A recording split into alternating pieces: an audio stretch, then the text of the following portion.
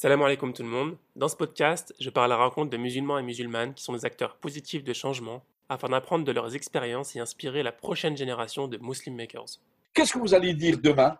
Ceux qui vont dire que, ah non, non, non, moi j'ai reçu un très bon message sur Facebook, ah non, non, je ne vaccine pas ma famille, mes enfants. Et demain, on va avoir le vaccin contre le coronavirus. Et on ne se vaccine pas. Allez, nous les musulmans, on a dit, c'est faux, c'est Bill Gates qui veut nous tuer et éliminer les musulmans.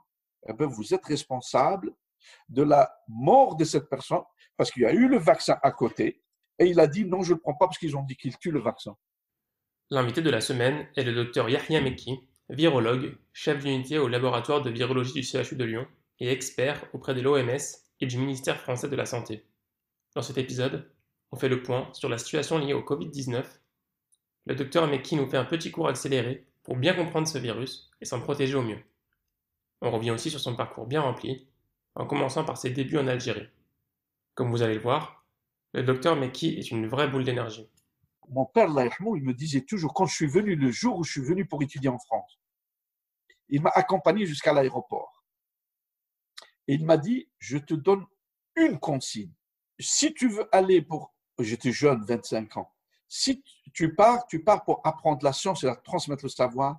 Je te donne et je prie pour toi d'avoir la science et d'avoir la baraka d'Allah dans la science. Si tu pars pour te dévergonder, aller dans les boîtes de nuit, l'alcool, les nanas, et tu te perds, non, reste ici et fais ce que tu veux. Si tu aimes le podcast et que tu veux le rendre plus visible, n'hésite pas à le noter 5 étoiles sur ton application de podcast et à me laisser un commentaire positif. Bonne écoute. Assalamu alaikum wa rahmatullah. Wa alaykoum salam wa rahmatullah, mon cher Abdelrahman. C'est très Comment gentil de ta allez-vous? part. Ça va, merci. Je suis ravi de participer à cette conférence avec toi et je suis d'autant fier de toi, de ton cursus et je vais te citer et t'inviter, Inch'Allah, chaque fois comme modèle de la réussite de notre jeunesse. On va voir pendant l'interview que c'est plutôt vous qui êtes la grande réussite, mais on va le découvrir ensemble. Alors, pour vous décrire rapidement, vous êtes virologue, chef de service au laboratoire de virologie au CHU de Lyon, expert auprès de l'OMS et du ministère français de la Santé. Je ne suis pas le chef du service, je suis le chef d'unité dans le service. Le chef de service, il s'appelle Monsieur Bruno Lina. Voilà. Parce que le chef de service, c'est le chef de tout le laboratoire. C'est le professeur Bruno Lina, qui est un ami qui a étudié avec moi. Et moi, je suis chef d'unité, donc unité fonctionnelle, tout ce qui est virus et grossesse, virus et oncogénèse, et virus respiratoire. Voilà un peu ça. Parce qu'on travaille par unité. Il y a des collègues qui sont chefs d'unité fonctionnelle que le virus rétrovirus, par exemple le virus du sida, d'autres les virus des hépatites et ainsi de suite, d'autres les virus, les arbovirus. On travaille par entité et spécialité et c'est ce qui fait la richesse de la France, c'est qu'il y a la spécialité, il y a la surspécialité. Par exemple, vous avez le chirurgien cardiaque, il y en a qui opèrent que les valves, il y en a qui opèrent que les artères et c'est cette surspécialité qui fait que la médecine française est une des meilleures au monde. D'accord. Comment est-ce que vous voyez la situation actuelle liée au coronavirus? Juste pour remettre dans le contexte, au moment où je vous interviewe, on est le 20 juin 2020. Tout à fait. Le 20 juin 2020, au moment où on discute et on échange, l'épidémie en France, elle est contrôlée. Elle n'est pas complètement éliminée. On n'a pas éliminé tout le virus. Il y a encore des cas, il y a encore des nouveaux cas, mais entre mars et avril, on était à 30% de contamination par jour, c'est-à-dire 30% de positifs. Hein. Et on est arrivé à 7000, presque 800 malades dans les services de réanimation. Et donc, tous les lits de réanimation de France étaient saturés. Et c'est pour ça que la France avait même commencé à envoyer des malades de réa en Allemagne et dans les pays frontaliers, Luxembourg et la Suisse. Et donc, aujourd'hui, Dieu merci, on a donc le taux il est descendu à moins de 0,5%. Quand on teste 200 personnes par jour, on a une personne qui est contaminée. Donc l'épidémie est passée, le pic est passé début avril, vers le 7, le 10 avril. Et c'est ce que j'avais prévu au début quand tout le monde me questionnait. J'ai dit, nous aurons le pic entre le fin mars et la première quinzaine d'avril. Et nous serons dans la descente un peu de cette courbe vers fin avril. Et c'était le cas. Et le déconfinement a commencé le 11 mai par quelques petites écoles, quelques crèches, et puis petit à petit, maintenant, là, depuis lundi dernier, donc le déconfinement presque total, sauf pour certaines activités sportives ou pour certaines où il y a le regroupement de personnes, surtout dans des salles fermées. Donc la France, on peut dire que même l'Europe, une partie de l'Europe, elle se rétablit petit à petit, on reprend l'activité, on reprend la vie, mais il ne faut pas baisser la garde, il faut porter le masque. Il ne faut pas dire c'est bon, il n'y a plus de cas, donc je ne crains rien. Allez, on peut se retrouver avec 30 personnes dans une salle, 100 personnes, on peut, ça y est, j'ai plus besoin de masque, j'ai plus besoin de me nettoyer les mains, c'est bon. Non, parce qu'on oublie vite. Il faut aller voir qu'on a encore presque 700 personnes encore en réanimation. Et chaque jour, il y en a qui meurent, hein, 20, 30, 24 qui meurent, alors qu'en mars et avril, on était à 2000 morts par jour. C'était énorme. Et puis, il faut vivre aussi ceux qui ont perdu quelqu'un à cause du coronavirus. Un papa, une maman, un frère, une sœur, un fils et un ami. Et donc, la situation en France, elle est maîtrisée. Dans le monde, non, elle n'est pas encore maîtrisée. Il y a des pays qui sont pleinement frappés. Les pays de l'Amérique latine, le Brésil, le Mexique, Chili, les États-Unis, il y en a encore par des milliers de contaminations nouvelles. L'Afrique, plus ou moins. Par contre, les pays musulmans, on a revu de nouveau un nouveau pic. Ce n'est pas une deuxième vague, pardon, mais un nouveau pic. Pourquoi? Parce qu'on a une explication, surtout la semaine dernière, début de cette semaine. Au Maghreb, particulièrement. Exactement. Et même l'Égypte et l'Arabie Saoudite, les gens n'ont pas respecté cette distanciation, le port de masque et ne pas s'embrasser. Et comme on avait la fête de l'Aïd, eh ben, les gens ils se sont trouvés négligents, ils se sont embrassés, ils se sont retrouvés en famille, en regroupement dans ces pays, avec les familles, les voisins. Et maintenant, on a des contaminations de plusieurs familles. La même famille grande, donc le père, la grand-mère, tout le monde, les tantes, et ce qui est dommage parce que les gens ont eu peur, tout le monde m'a appelé du Maroc, de l'Algérie, oui, qu'est-ce qui se passe, est-ce que c'est la deuxième vague? J'ai dit non, on est toujours dans la première vague dans ces pays, seulement le non-respect du port du masque et de la distanciation et le lavage des mains régulièrement, eh ben, ça a fait que maintenant le nombre est très élevé. Les gens paniquent, pleurent. On les a vus dans certaines vidéos sur Facebook, sur tous les réseaux sociaux, où c'est vraiment dommage. Et puis, la majorité de ces personnes-là crient sonnette d'alarme et puis ils reprochent à leur gouvernement. Et le gouvernement, il ne peut rien faire. La France, quand elle a été frappée, elle a été frappée. On a eu par des centaines, d'où l'obligation du confinement. Et le confinement en France, seulement en France, il a sauvé 400 à 600 000 infections nouvelles. Et donc, il a sauvé presque 30 000 à 40 000 morts. C'est-à-dire le fait qu'on s'est confiné pendant 2 mois et demi et on a porté le masque sérieusement, on a évité une contamination de 4 000 à 600 000 et on a évité entre 30 et 40 000 morts, nouvelles personnes contaminées qui meurent. Et donc, on voit vraiment, c'est très important. Et d'ailleurs, maintenant, en France, tous les jours, on surveille tous les lieux, on prélève, et si on voit ce qu'on appelle un cluster, c'est de nouveaux centres d'infection. Par exemple, nous, on est à Lyon, eh ben, si on va voir un petit regroupement qui est positif, une contamination à Villeurbanne, on cherche c'est quoi? Eh ben, c'est un restaurant, c'est une salle, c'est un mariage, c'est une mosquée, d'où l'intérêt qu'on se dirige, on s'adresse, pardon, à tous les frères qui pratiquent les prières à la mosquée. Nous avons de la chance que les mosquées ont été ouvertes de nouveau, ont réouvert leurs portes. Eh bien, soyez sérieux, chers frères et chères sœurs. Quand vous dirigez à la mosquée, portez le masque, lavez-vous les mains, faites vos ablutions chez vous, portez votre tapis et respectez la distanciation à la mosquée et faites la prière. Et mon conseil aux personnes âgées, ne vous dirigez pas à la mosquée, faites la prière chez vous jusqu'à ce qu'on soit sûr qu'il n'y a pas de nouveau un rebond, une contamination, parce que c'est très facile. Hein, le virus, on ne le voit pas et on ne le sent pas. Il peut réapparaître d'un seul coup. Et par exemple, hier, il y a eu une fermeture d'une école. La semaine dernière, il y a eu une fermeture de plusieurs écoles dans le nord de la France. Et donc, on est, comme on dit, on est en sursis. Et donc, on surveille et on va voir. Nous espérons et nous prions Dieu Allah que ce virus soit éliminé. Mais la réalité, elle est là et la science, elle est là et on arrive à suivre. Mais tout dépend du comportement des personnes. Par exemple, quelqu'un qui va faire un mariage là, la semaine prochaine, surtout ne pas le faire, ou bien le faire avec un groupe de 10 personnes, 15 personnes, pas plus de 20 personnes. Vous faites votre mariage et Inch'Allah, il sera béni, ce mariage. Aller faire une salle, regrouper 300, 500 personnes, non, non, non, non, non, surtout pas, surtout pas. Parce que on va pas respecter la distanciation dans le mariage et on va pas respecter le port du masque dans le mariage, comme on va être dans une soirée. Et à ce moment-là, eh ben, il y aura une contamination, ben, contamination de toutes les familles. Et donc, non, soit vous repoussez août, comme ça on verra juillet comment ça va être, soit vous faites votre mariage, mais faites-le, les parents, les frères et sœurs, avec la distanciation, et vous le faites la fatiha, et c'est bon, Inch'Allah. Très bien.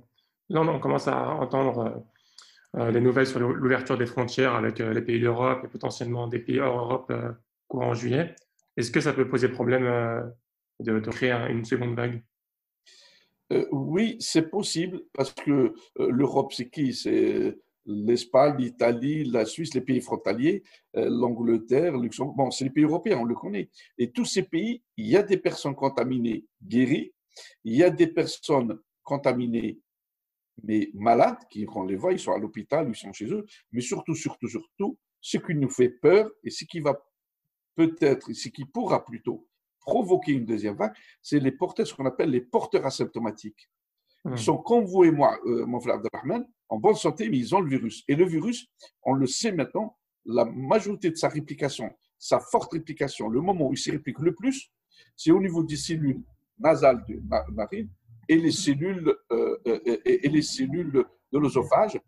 Et après, il descend au niveau pulmonaire. Donc, s'il y a un touriste qui vient en France ou un Français qui part dans ces pays-là, si lui, il est contaminé et il va dans les bars, il va dans les cafés, il va dans les cinémas, et il va visiter les musées, parce que quand on va visiter un pays, on visite les lieux, bon, quand on est à l'extérieur, ça va, mais on visite les musées, on visite la Tour Eiffel, on visite tous les monuments, et là, eh ben, si on ne porte pas de masque et si on ne respecte pas la distanciation, on peut transmettre comme on peut aussi recevoir et être infecté.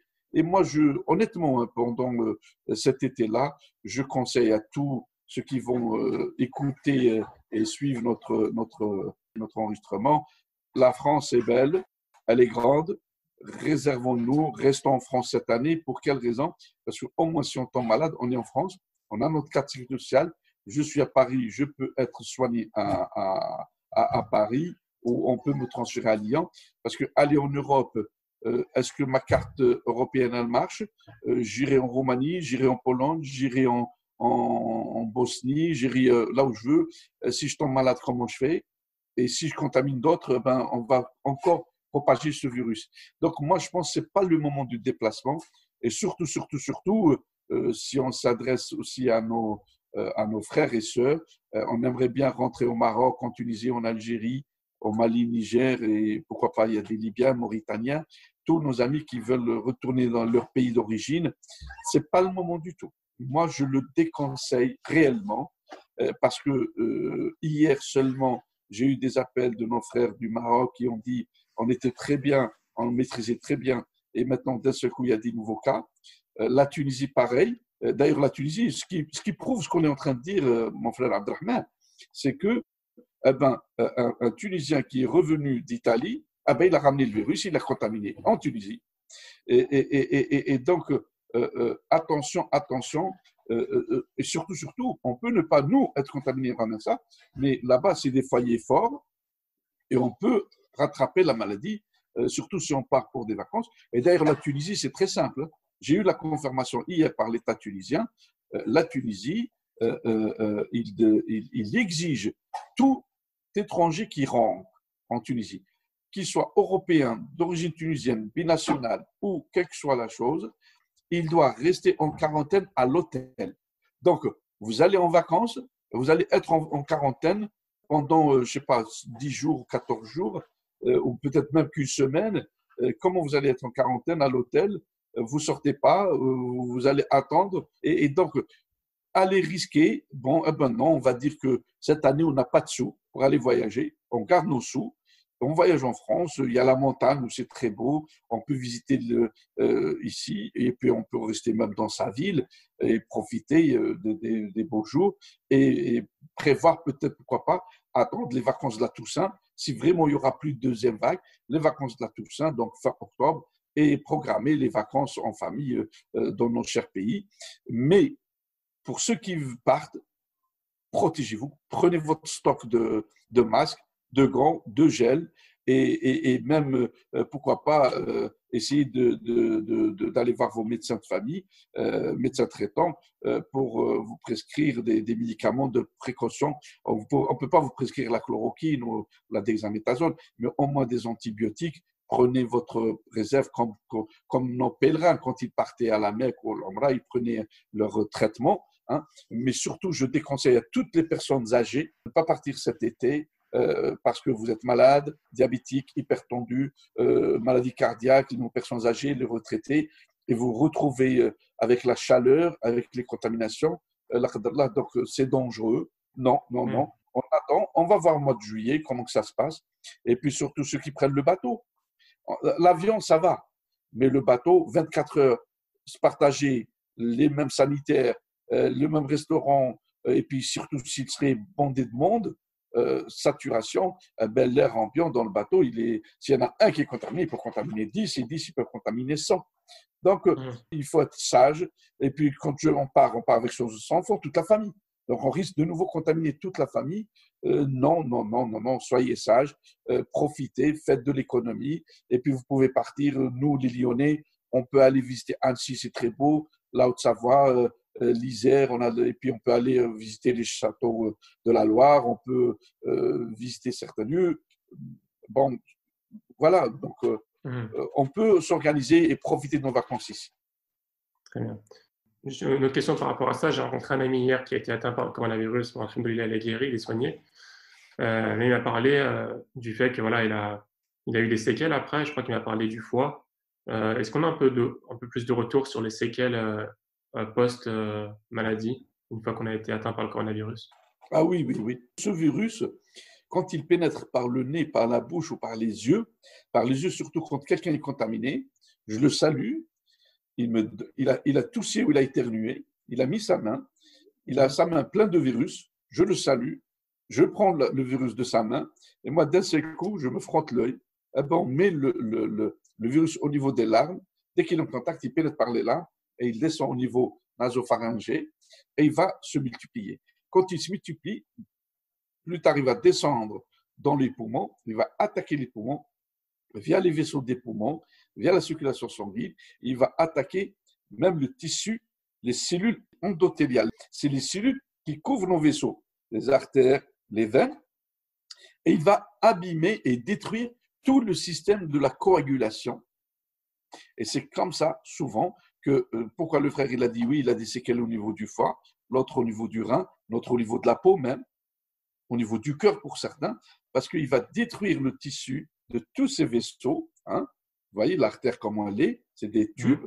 Eh ben, il attaque et il se multiplie dans des cellules endothéliales. Et les cellules endothéliales, elles sont constituées de facteurs de coagulation qui circulent dans le sang, mais surtout un facteur qui est lié au tissu.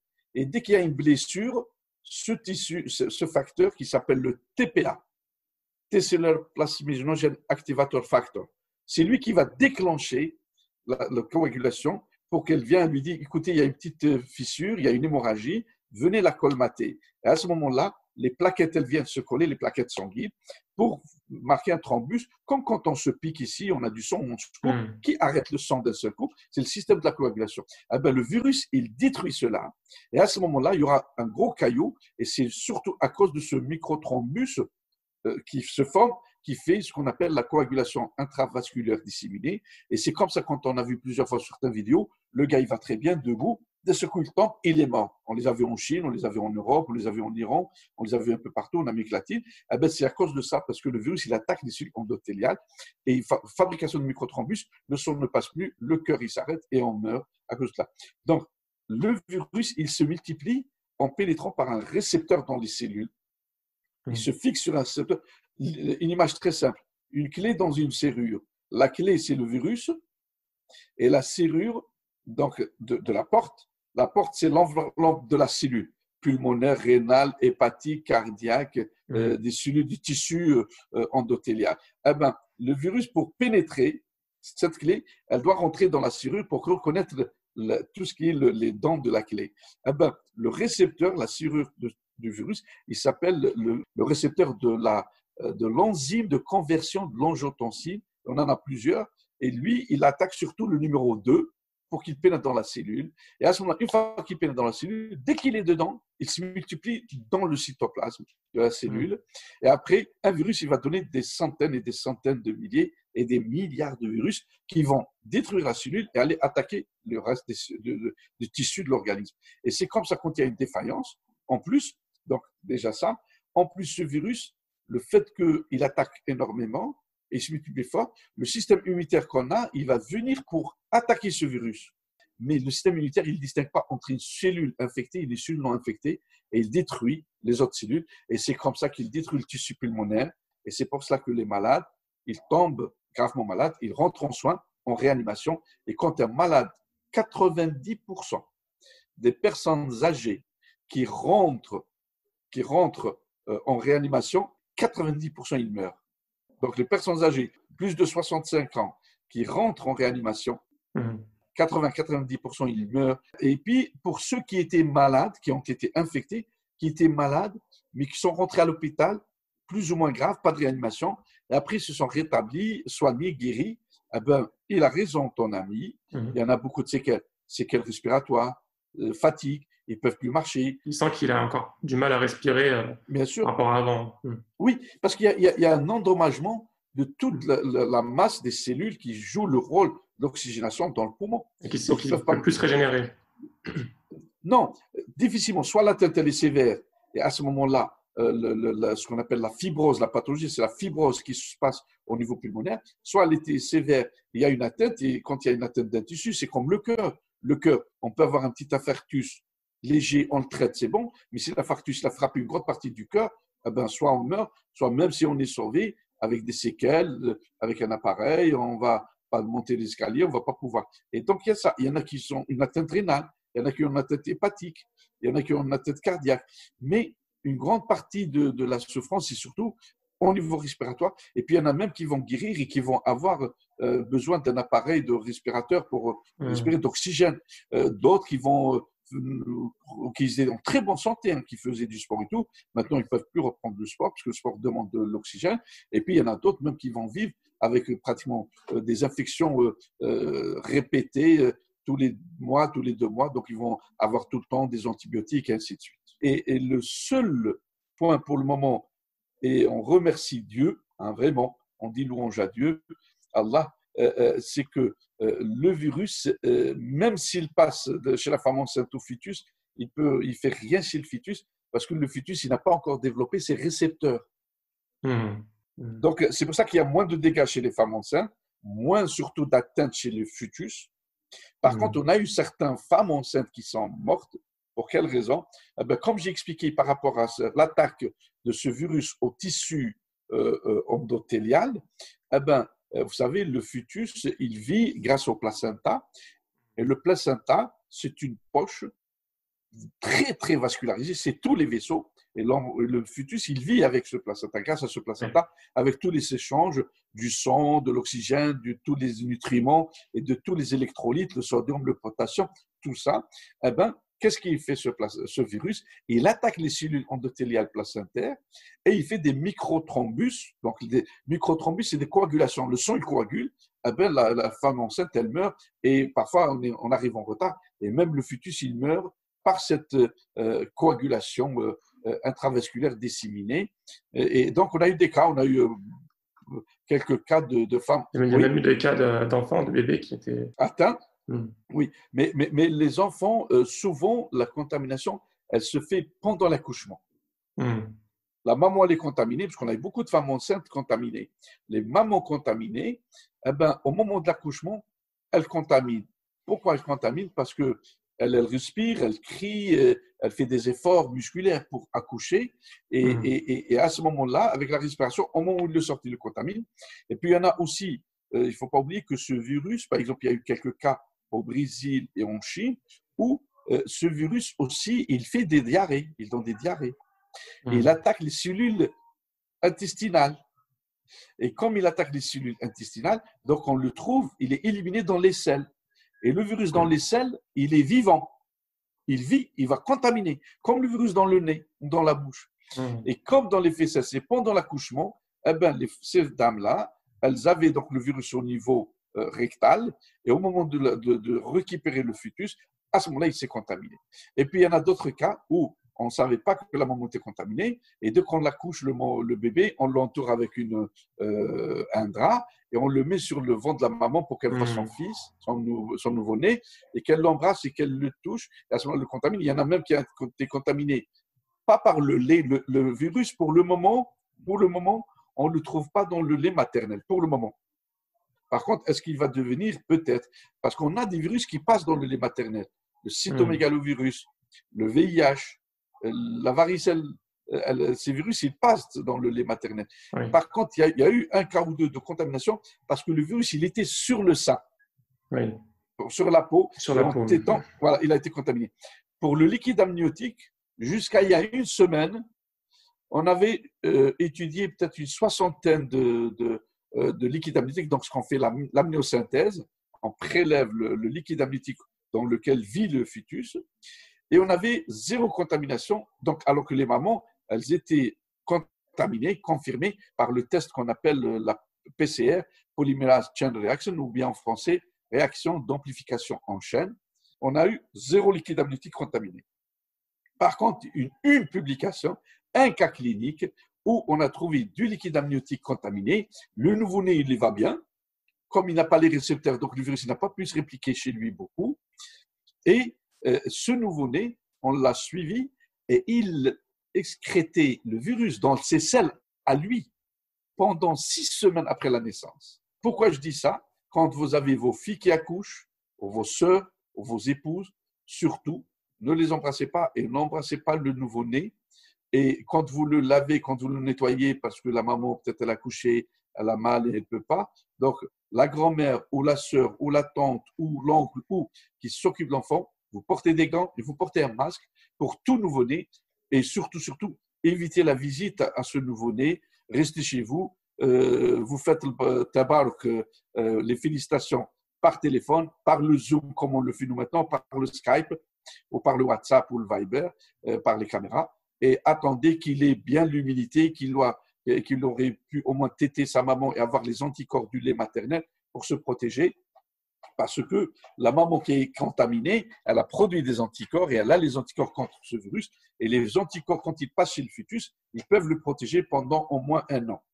D'où l'intérêt de l'allaitement d'un nouveau-né. Donc, les femmes enceintes qui ont eu le coronavirus et qui accouchent, vous pouvez allaiter le bébé sans aucun problème, mais seulement nettoyez bien le sein et surtout le téton, nettoyez-le, désinfectez-le, mais pas avec des produits qui vont le renier, donc il ne veut plus toucher téter le sein, parce qu'il y a des produits. Non, vous lavez juste bien avec du savon 2 fois, vous nettoyez, c'est tout. Ne mettez pas d'alcool parce qu'il va le gel, surtout pas de gel. Juste lavage, mais pas avec du gel de douche. Le gel de douche, il ne tue pas le virus. Le shampoing, oui. Donc, vous lavez avec du shampoing et après, vous pouvez mettre le gel de douche. Parce que le shampoing, il contient une molécule. Oui, c'est comme le savon, Marcel. Donc, il contient donc des solvants, donc des produits qui détruisent la membrane du virus. Alors, le gel de douche, non, il ne contient pas ça. Et c'est pour ça que quand on se lave avec le gel de douche, il est plus doux que le shampoing. Oui. Vous trouvez, voilà. Donc, pas de gel de douche. Non, enfin, vous l'utilisez, mais ce n'est pas un désinfectant. Celui qui se lave les mains en rentrant du travail, après avoir des courses, qu'avec le gel de douche, non, tu n'as pas tué le virus. Par contre, le savon, oui. Ok, très bien. Une dernière question par rapport à ça. Du coup, vous allez pouvoir un peu la différence des gens, comment ils réagissaient par rapport aux consignes de sécurité, les gestes barrières, tout ça. Est-ce que la communauté musulmane a bien réagi aux consignes, notamment par rapport au reste de la population? Oui, vraiment, je les félicite. Je les félicite et je leur dis bravo parce que Allah subhanahu wa ta'ala, il nous demande, et il y a des versets précis, il nous demande de se protéger et de protéger l'autre. Il nous demande de ne pas se jeter dans la déperdition, mais surtout de ne pas se jeter dans les choses qui sont nuisibles. Vous savez, le mot halal et haram, c'est très simple. Le mot halal et haram, tout ce qui est halal, tout ce qui est utile pour l'homme. Quand je dis l'homme et la femme, bien sûr, l'être humain. Tout ce qui est haram, tout ce qui est nuisible est néfaste pour l'homme. C'est très simple, la définition. On peut chercher, lire, essayer de comprendre le halal en islam, dans le Coran, et ce que nous a transmis le prophète Muhammad sallallahu alayhi wa sallam, c'est tout ce qui est utile à l'homme, bénéfique, productif, et les halal. Tout ce qui est nuisible, destructeur, c'est haram. L'alcool haram, parce que c'est un destructeur dévastateur. Le tabac, c'est haram, parce que destructeur dévastateur. Comment il dit ça, M. Meki? Oui. Combien de personnes meurent chaque année en France? En France, du tabac. En France, du tabac, chaque année, 70 000 personnes. Combien de personnes meurent de l'alcool? En France, je n'ai pas dit le monde. En France, de l'alcool, 50 000 personnes. En France. Ajoutons l'Italie, rajoutons l'Espagne, rajoutons. Et donc, pareil, les virus, ce n'est pas question de halal ou haram, non. Les virus, ils sont nuisibles, ils sont dévastateurs. Ils tuent, comme l'alcool, comme le tabac, comme la drogue. Je m'adresse à beaucoup de jeunes qui se droguent. Il y en a beaucoup ils ont une addiction très forte à la drogue. Même ils font la prière, al-jama, ils respectent les horaires même de la prière et qui fument le soir chez eux la drogue. Et c'est très, très mauvais, c'est pas bon du tout. Eh bien, le virus détruit l'être humain. Il a tué. On est à plus de 400 000 morts. On est à plus de presque bientôt, on va arriver à 10 millions de contaminés. Et donc, je félicite vraiment tous les musulmans de France et de partout dans le monde qui ont respecté, parce que quand je me protège, je protège ma famille, je protège mes voisins, je protège mes collègues du travail, je protège les gens dans le bus, dans le métro, dans le tram, dans le train, et donc je protège les autres. Et ce qui nous dit Allah subhanahu wa ta'ala dans un verset, celui qui sauve une vie, c'est comme s'il a sauvé toute l'humanité. Eh ben, quand je pars à la mosquée aujourd'hui, je mets mon masque bien comme il faut, parce que certains frères qui le mettent juste là, c'est complètement faux. En dessous du nez. En dessous du nez. C'est pire. Autant l'enlever. Si vous le mettez juste sur la bouche, c'est très dangereux. Pourquoi? Parce que c'est que vous êtes en train de réduire la respiration par la bouche. Et donc, qu'est-ce que vous faites? Vous augmentez la vitesse de la respiration par le nez et surtout de l'expiration. Et donc, là, si quelqu'un est contaminé, il va le balancer tout. Et je l'ai vu hier à la mosquée parce que parce que, alhamdoulilah, on est heureux et joyeux et nous remercions Dieu, louange à Dieu, l'omnipotent, l'omniscient, qu'on a eu hier notre première Jumu'ah en France, dans la région Rhône-Alpes, pardon, je parle du Rhône, où toutes les mosquées ont assuré le prêche du vendredi hier. Et moi, j'ai été exprès à la mosquée de Route de Genasse de la mairie de Bran, qui se trouve à Bran, Route de Genasse, et j'ai fait une conférence et j'ai vu des frères. Il y en a qui étaient sans masque et il y en a qui avaient le masque et ils le mettaient juste là. À quoi ça sert? Le masque, on l'a mis pour… Est-ce que les chirurgiens, ils le mettent que là? Non, on le met pour couvrir le nez et la bouche pour me protéger et protéger l'autre. Mais dès que je leur ai demandé de se lever et le mettre, donc ils se sont levés et ils l'ont mis. Et donc, bravo, peut-être les 3 ou 4 premiers jours, les jeunes dans les quartiers, dans certains quartiers, ils n'ont pas respecté, ils ont continué à utiliser leur vélo, leur moto, mais après ils ont compris qu'il va ramener ce virus à sa mère, à sa grand-mère et à sa famille. Et donc, non, félicitations vraiment à tous les musulmans de France, d'Europe pour cela. Et donc, par contre, je vous demande de faire une grande pensée, un doua pour ceux qui sont malades, encore du Coran d'Action hospitalisés, il y en a beaucoup, et puis surtout beaucoup de musulmans qui sont morts, dont des médecins. On a un médecin tunisien, très, très grand médecin à Strasbourg, docteur Abdelrahman Ben Aïcha, donc c'est un néphrologue tunisien qui est décédé, un autre à Paris.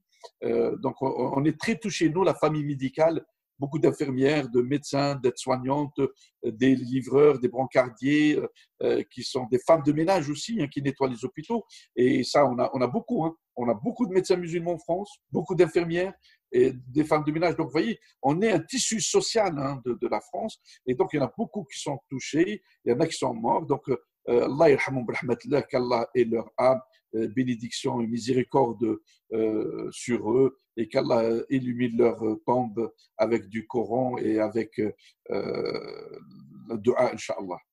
Amin. Barakallahu fik, très bien. Une dernière question par rapport à ça. J'ai l'impression que dans la communauté, on est souvent, enfin, en tout cas une partie de la communauté, elle est souvent dans la théorie du complot. Et du coup, il y a souvent dans les conversations, ça revient, oui, le virus, il a été créé, nanani, nanana. Et donc, voilà, il y a beaucoup de théories du complot qui tournent dans les réseaux sociaux et tout ça. Quel est votre avis par rapport à ça? Oui, mais tu permets que je te fasse une remarque? Vas-y. Parce que tu as dit certains de la communauté. Et moi, je lutte contre ce mot parce que je ne veux pas tomber dans le piège de M. Éric Zemmour, de M. Bernard-Henri Lévy et de certains qui veulent justement étiqueter la communauté musulmane. Non, les citoyens musulmans de France. Par rapport à ce que tu dis, mon frère Abdelrahman, c'est que oui, et nous sommes les plus piégés par cela. Les plus qui croient au complot. Et ceux qui, en plus, qui font amplifier l'idée du complot, c'est les nôtres, surtout sur Facebook, sur Instagram, sur le TikTok. Bon, je ne les connais pas sur TikTok. TikTok, oui. Sur tous ces moyens, sur le Twitter, sur tous ces moyens de communication, mon cher Abdelrahman, c'est complètement faux. Et vous savez, mes frères, s'il y a un truc qu'Allah subhanahu wa ta'ala brimera et blâmera et jugera, c'est de faire diffuser une information fausse. C'est de faire propager une idée fausse. C'est de faire distribuer, transmettre une idée fausse. Qui vous a dit et qui vous a permis d'envoyer le message sur Facebook qui dit que Bill Gates veut tuer la moitié de la population mondiale et surtout les pauvres en produisant un vaccin qui tue? Qui vous a dit ça? Allez, donnez-moi la preuve maintenant. Tous ceux qui ont écrit ça. Qui vous a dit que le virus du sida a été créé par les Américains pour éliminer, exterminer les Africains? Qui vous a dit que ce virus, coronavirus, au début, on disait que c'est les Américains qui l'ont fait. Et après, quand on a vu que les Américains ils ont dit que c'est les Chinois qui l'ont fait. Et donc, attention, attention, attention, parce que mon frère, Allah subhanahu wa ta'ala, s'il y a la chose la plus détestable, c'est de raconter des mensonges. Al-Kadib. Al-Kadib, Al-Rasul sallallahu alayhi wa sallam, il a été questionné, on lui a dit, oh Rasulullah sallallahu alayhi wa sallam, est-ce que le musulman, il vole? Il a dit oui. Est-ce que le musulman, il boit de l'alcool? Il a dit oui. Est-ce que le musulman, il triche? Il a dit oui. Est-ce que le musulman, il ment? Il a dit non. Il lui dit, et comment? Pourquoi il fait? Il a dit oui. Il peut voler, mais rendre ce qu'il a volé et demander pardon. Il peut médire, mais il peut retourner vers celui qui l'a médit et il lui demande pardon parce qu'il peut reconnaître. Mais mentir, c'est un désastre. Parce qu'on peut détruire une famille, on peut détruire un couple, on peut détruire une société, on peut détruire un commerce, et puis on peut détruire des vies. On peut détruire des vies. Et donc, faire distribuer un message par Facebook ou par Twitter ou par tous ces réseaux et que vous ne l'avez pas vérifié. Allez, donnez-moi maintenant, je demande à tous les musulmans dans le monde entier, moi je ne m'intéresse pas aux musulmans de France, du Maroc, Algérie, Tunisie, Sénégal, Tchad, Niger, Bénin, Pérou, Qatar, Koweït, allez, Malaisie, Indonésie.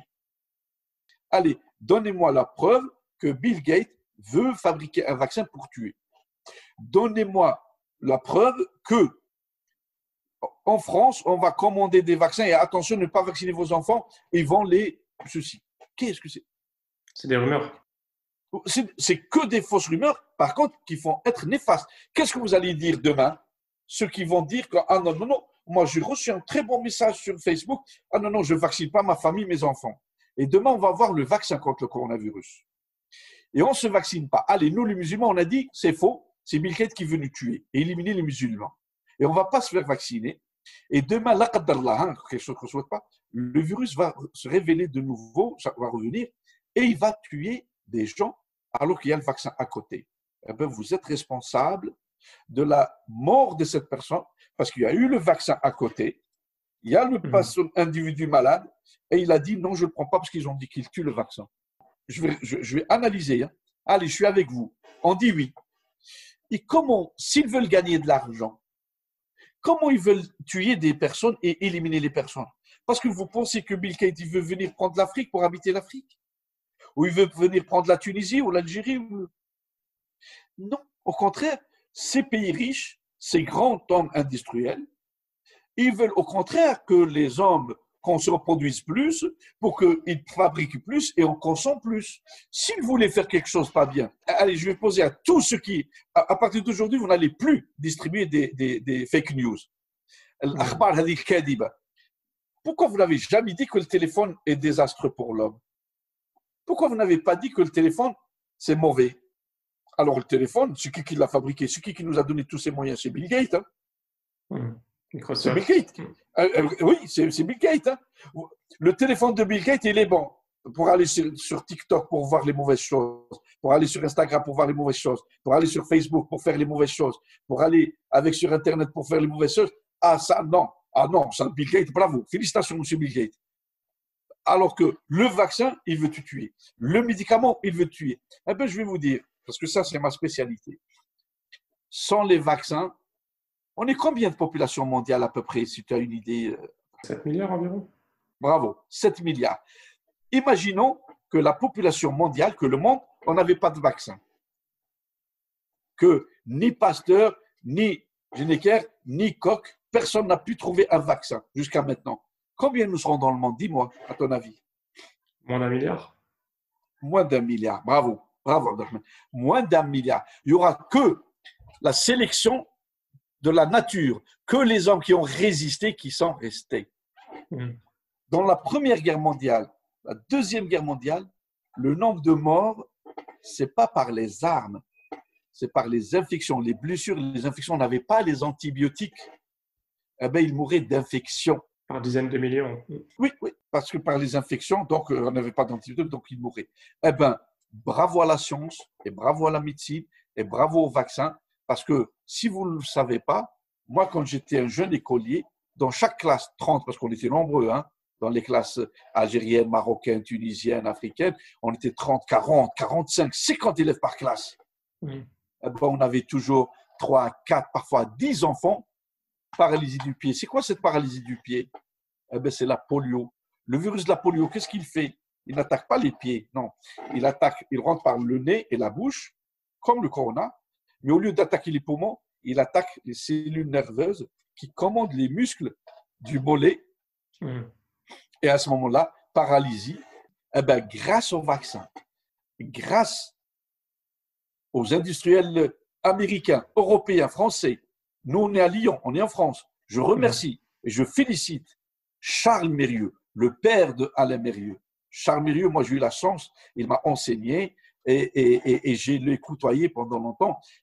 Monsieur Charles Mérieux, eh bien, grâce à lui, l'Afrique a été sauvée par un vaccin parce qu'il était mécontent.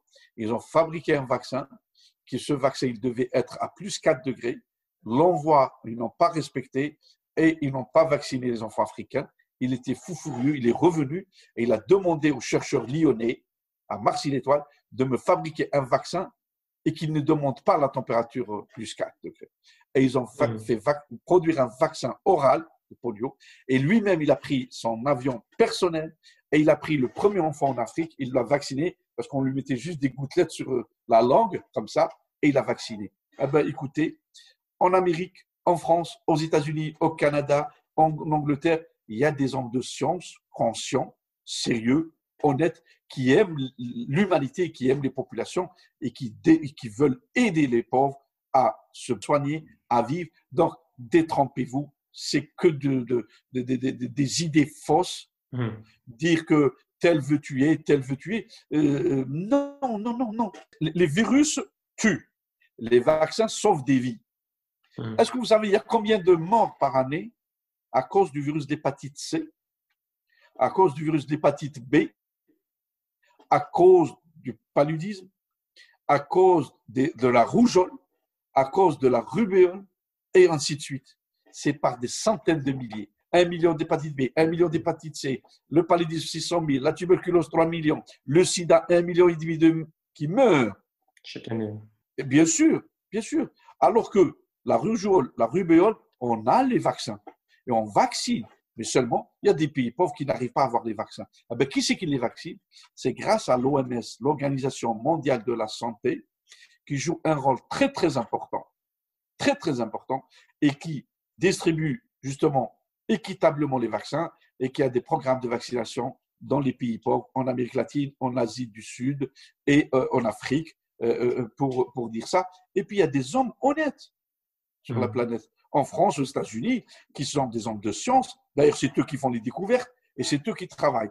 On espère, Inch'Allah, que nos pays musulmans, nous félicitons la Turquie, nous félicitons la Malaisie, nous félicitons l'Indonésie, mais je m'adresse surtout à nos pays arabo-musulmans, du Maroc jusqu'au Oman, en passant par l'Égypte et par les pays du Golfe. Vous êtes très très riches et vous avez les moyens pour vraiment développer la santé, développer la recherche médicale, développer l'industrie médicale, développer les biotechnologies avec l'argent du pétrole, l'argent des minéraux, de la richesse. Et je le précise, je le redis, en commençant de Sénégal, en passant par la Mauritanie, le Maroc, en traversant le Sahel, en passant par l'Algérie, la Tunisie, la Libye, l'Égypte et puis tous les pays du Golfe, wallahi, wallahi, wallahi, on peut devenir le premier producteur du vaccin, le premier producteur d'antibiotiques, le premier producteur des anticancéreux, et on développera ça avec des chercheurs. Parce que moi, je ne veux pas sectoriser la science. Parce que s'il y a un domaine où il n'y a pas la religion, où il n'y a pas la nationalité, et il n'y a pas les frontières, c'est la science. La science, elle est au-dessous de cela. La science, elle n'a pas de frontières, elle n'a pas de couleur, elle n'a pas de religion et elle n'a pas de nationalité. Le chercheur français, quand il produit une découverte, elle sera pour l'humanité. Eh bien, Inch'Allah, il y aura des chercheurs, et on en a des grands chercheurs musulmans, on en a. Eh bien, Inch'Allah, que nous aurons l'occasion de voir un beau jour que eh ben, tel pays a produit tel vaccin au Maroc, tel pays, tel chercheur a produit telle industrie en Algérie, telle industrie a produit en Arabie Saoudite, à Qatar et les autres pays. Le Liban, on a des génies libanais, des génies syriens, les Irakiens, c'est des extraordinaires chercheurs. Donc, tous les pays, on ne peut pas choisir un pays par rapport à l'autre. Wallah, mon frère Abdelrahman, hein, je suis persuadé, si on rassemble les potentialités, les richesses scientifiques, nous deviendrons une puissance extraordinaire. Il suffit qu'il y ait une volonté politique. Machallah. Je ne m'attendais pas à ce qu'on reste aussi longtemps sur le sujet du coronavirus, mais alhamdoulilah, c'était très intéressant. Est-ce qu'on peut revenir rapidement sur votre parcours, sur les grandes étapes de vos études et de ce qui vous a emmené à votre poste aujourd'hui? Je suis né en Algérie, dans une ville qui s'appelle Souguer. À l'époque française, ça s'appelait Trézel, l'époque coloniale. Et je suis d'une fratrie de 11, donc 2 sœurs et 9 garçons. Et donc, mon père, c'était un prof de théologie qui a appris le Coran et toutes les tafassirs, la sunna et le fiqh. Et dès l'âge de 12 ans, il a enseigné le Coran et la langue arabe pendant des années. Et il était aussi commerçant pour pouvoir faire vivre ses enfants et surtout les faire étudier. Mon père, c'est un arabophone et c'est un autodidacte. Il n'avait pas le droit d'aller à l'école, justement, à l'époque coloniale. Il n'avait pas le droit d'aller à l'école.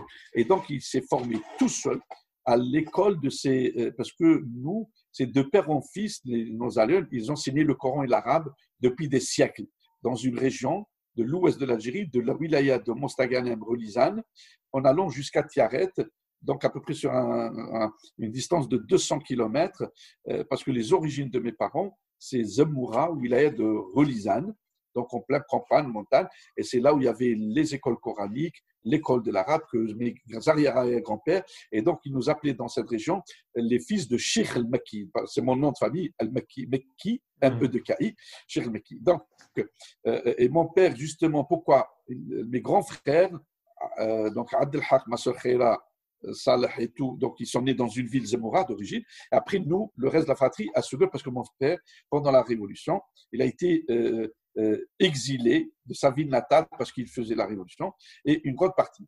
Et donc, nous sommes, j'ai des frères, l'aîné, il a fait sciences politiques en Suisse, ma soeur Khaira, gynécologue, Fatima, médecin radiologue, Khaled, chirurgien dentiste, Mustapha, mon frère jumeau, médecin anesthésiste, un autre frère, Abdelkhalak, médecin anesthésiste, et les 2 derniers, technicien supérieur en maritime et l'autre en chaud et froid. et donc un frère Béchir qui est prof en droit et finance. Et ma mère, l'inverse, elle n'a pas fait l'école arabe, elle a fait que l'école française. Le problème de foulard, il datait dès les années 1930. Donc ma mère, c'est une grande taille et elle avait le foulard. Son oncle lui a dit, ah, t'as grandi, tu fais. Et donc elle est arrivée juste au niveau de la cinquième, ce qu'on appelait à l'époque le cinquième, la cinquième, et donc elle savait lire et écrire le français, et donc ma maman, elle nous faisait apprendre à lire et à écrire en français, et elle nous faisait réviser en français, et mon père, c'était la langue arabe. Et après, donc j'ai fait les études, j'ai eu le bac à Sugar, après j'ai fait diplôme de pharmacie à l'université d'Oran, et à l'époque, on pouvait passer ce qu'on appelle le concours d'internat de spécialité à l'ambassade. Et comme mon frère jumeau, lui, il m'a dépassé de 0,5 points, il a fait médecine, je voulais coûte que coûte faire médecine. Et je n'ai pas pu. La rectrice à l'époque, elle m'a obligé de faire pharmacie. Je n'ai pas aimé. Elle m'a dit, mais il y a une spécialité qui vous ramènera à la médecine qui s'appelle la biologie médicale. Et donc, j'ai passé le concours, je l'ai réussi. Et en réussissant le concours, donc, on était une soixantaine de candidats. Non, on était plus de 300. Et 65 personnes ont été reçues. Et donc, on est venu à l'époque, en 1987, le 5 octobre, à Paris. Et la distribution, ils nous ont classés par ordre alphabétique, comme mon nom Meki, donc on a beaucoup de Ben et Abdel et Ben dans notre famille en Algérie. Donc, et tous, ils voulaient Paris, à cause de la Tour Eiffel et l'Arc de Triomphe. Donc, moi, j'ai choisi Lyon, et je ne regrette pas parce que c'est la meilleure étude de biologie, c'est à Lyon. Et j'ai fait donc la biologie, l'internat, toutes les spécialités, hématologie, biochimie, biologie. Et après, je me suis surspécialisé en virologie. Et j'ai passé plusieurs concours, parce qu'à l'époque, je n'avais pas la nationalité et donc je n'avais pas le droit d'exercer. Donc, je me suis orienté vers la recherche. Donc, j'ai fait assistant de recherche et après, j'ai eu un poste à la faculté de Lyon. Donc, j'ai enseigné, j'ai formé des équipes polonaises, roumaines, serbes, marocaines. Et après, j'ai eu la possibilité, et là, je la remercie sur elle, Madame Simone Veil, qui a à l'époque fait une loi qui a autorisé tout médecin étranger et qui a exercé plus de 3 ans de passer le concours et d'avoir le même titre que le médecin français. Eh ben, on a profité de cette chance et j'ai réussi. Donc, j'ai eu 3 concours nationaux. J'ai placé plusieurs spécialités, alors que la majorité de Français, ils ont un concours. Je ne savais pas à quel poste j'aurais le poste, parce qu'il y a aussi des difficultés de poste. Et par la persévérance, le travail, le sérieux, c'est pas facile. Hein, c'est pas, il faut nous voir avec une belle chemise, une belle cravate. Vous dites, oh, c'est facile. Non, c'était très dur. Et alhamdoulilah, donc, je remercie tous les professeurs qui m'ont enseigné à Lyon. Madame Aymar, Monsieur André Revol, beaucoup de professeurs, Monsieur Touraine, Jean-Louis Touraine, et mon ami maintenant, parce que mon chef de service est un ami, on a passé le même concours d'internat et tous les amis. Donc j'ai eu ma place, j'ai travaillé, j'ai développé pas mal de choses à la faculté. Je suis virologue agréé expert virus respiratoire. Je suis membre du Haut Conseil de la santé publique française au ministère de la Santé, où j'étais expert sur le Zika virus. Je suis expert sur tout virus et grossesse. Toutes les infections materno-fœtales virales, je suis le référent sur tout le CHU de Lyon. Et tous les vendredis, je suis en réunion pluridisciplinaire avec tous les gynécologues obstétriciens du Rhône, Chambéry, toute la région. On discute des cas. Il y a des virus qui infectent la femme enceinte. Et si elle les transmet au fœtus, le fœtus, il peut avoir une anomalie neurologique, hépatique, cardiaque, il peut être handicapé, il peut mourir. Donc, on fait des études, des recherches. Et puis, je suis aussi le référent des virus cancérigènes tels que l'Epstein-Barr virus, qui donne des cancers du cavum ou des lymphomes. Et puis, surtout, je suis le référent des papillomavirus et le cancer du col de la femme au niveau génital. Et donc, grâce au développement de cette activité qui n'existait pas à Lyon, donc c'est moi-même qui l'ai développé, on a développé aussi un DU universitaire à la faculté, dont je suis membre, et j'enseigne tous les DU, jours. c'est diplôme universitaire. Diplôme universitaire à Lyon, donc à la faculté Rockefeller Claude Bernard de médecine, où j'enseigne. J'enseigne aussi, j'ai enseigné une 12aine d'années à l'école sage-femme maïeutique à l'université de médecine, l'hôpital Jules Courmont Lyon-Sud, centre hospitalier Lyon-Sud, Jules Courmont. Donc voilà, je participe à plusieurs congrès.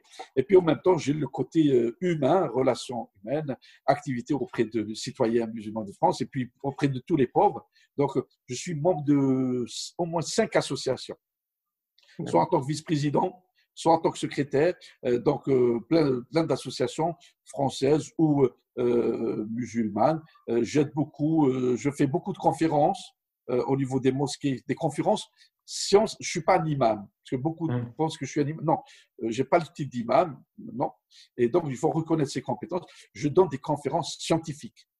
Le Coran et la médecine, le Coran et les mathématiques, le Coran et l'astronomie, le Coran et l'écologie, le Coran et la biologie végétale et la reproduction. Donc, c'est ça mes conférences. J'aide beaucoup dans les foyers. On a beaucoup de personnes âgées, malades, fatiguées ou bien de réfugiés maintenant. Je suis secrétaire général d'une association qui s'appelle Association Santé, Humanisme et Innovation franco-algérienne. Vous pourrez aller sur le site www.ashifa, A-S, comme Salah, H-I-F-A, santé.fr et Je vous mettrai allez le lien trouver. en Ouais, description. voilà. Et donc, cette association est composée de médecins français, d'origine algérienne, d'origine maghrébine, et des Français. Et le but de cette association, on part tous les mois ou tous les 2 mois pour collaborer avec nos amis tunisiens. Bon, pour le moment, on a fait l'Algérie. On est sollicité par des amis marocains et tunisiens, Inch'Allah, bientôt, pour aller dans. On ne va pas se substituer à nos médecins de Tunisie, Algérie, Maroc. Non, non. On va collaborer avec eux pour échanger les expériences, opérer les opérations qu'ils ne peuvent pas faire eux-mêmes dans le pays. Donc, on part avec des sommités d'ici, des sommités des médecins spécialistes musulmans et des amis non musulmans, peu importe. Et on opère pendant une semaine. On enseigne aussi pour faire l'échange du savoir et le partage du savoir et développer la santé dans ces pays. Parce qu'on est confronté, mon frère Abdelrahman, on est confronté à beaucoup de cas où des personnes qui viennent en France, de Tunisie, d'Algérie, du Maroc ou même de l'Afrique subsaharienne, ils viennent par un visa, ils n'ont pas d'argent, ils n'ont pas où habiter, et l'enfant il est atteint, ou le monsieur ou la dame elle est atteinte sévèrement. Pour l'opérer, l'hôpital il nous demande 100 000 euros, 80 000 euros, on n'a pas d'argent, comment on peut l'opérer, comment on peut le loger, comment on peut l'aider. Et ça, c'est un drame pour nous. Et donc, nous, on est un groupe de collègues médecins. Et on n'est pas que lyonnais. Hein. On est de France et même de Suisse, de Belgique qui sont rejoints à nous. Et donc, qu'est-ce qu'on fait on essaie d'aider. Mais c'est difficile. Comment loger les familles se séparent. Parfois, la femme, elle reste. Parfois, c'est très, très difficile. Et donc, on a décidé, nous-mêmes, d'aller dans les pays. On recense ces malades et on va chaque fois dans une région. On prépare tout, ça se demande des préparations. Hein. Une mission d'une semaine, on la prépare pendant 6 mois, et on va et on opère. Et au lieu d'opérer, regarde l'intérêt. Quand quelqu'un vient ici, il faut courir, trouver l'argent, 80 000 euros, 100 000 euros, négocier pour l'opérer, loger la famille, la donner à manger, et ainsi de suite. Alors quand on part une semaine avec que 20 000 euros ou 10 000 euros pour la mission, même pas, eh ben, on va opérer 30, 40 personnes de la même pathologie pendant la semaine. Sur place. Sur place. Actuellement, par exemple, en neurochirurgie pédiatrique, grâce à notre ami professeur Carmine Motolez, un très bon ami, un grand chirurgien chef de service ici à Lyon, on a opéré 104 enfants, tous atteints soit de pathologie congénitale, hydrocéphalie, craniosténose, mais surtout, les tumeurs cérébrales chez l'enfant, c'est très difficile de les opérer. Oui. On les a tous opérés, tous guéris, dont une, elle fait Matsup à Oran, dont une, elle a eu une moyenne de 16 aussi annuelle, alors qu'elle était pendant 2 ans arrêtée scolarité à cause de la maladie, elle ne pouvait pas. Et donc, je sollicite les généreux donateurs, s'ils veulent nous soutenir, bienvenue. Et surtout, s'il y a des médecins qui veulent se rejoindre à nous, avec plaisir pour nous aider financièrement et par participer par leur savoir. Depuis le site, du coup, ashifasanté.fr. Voilà, c'est une association qui est loi 1901, inscrite à Lyon.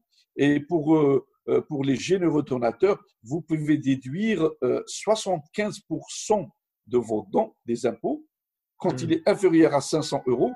Et quand il dépasse 500 euros, vous déduisez 66% de votre don. C'est-à-dire, vous donnez 1 000 euros, vous déduisez des impôts, 660 euros. D'accord, très bien.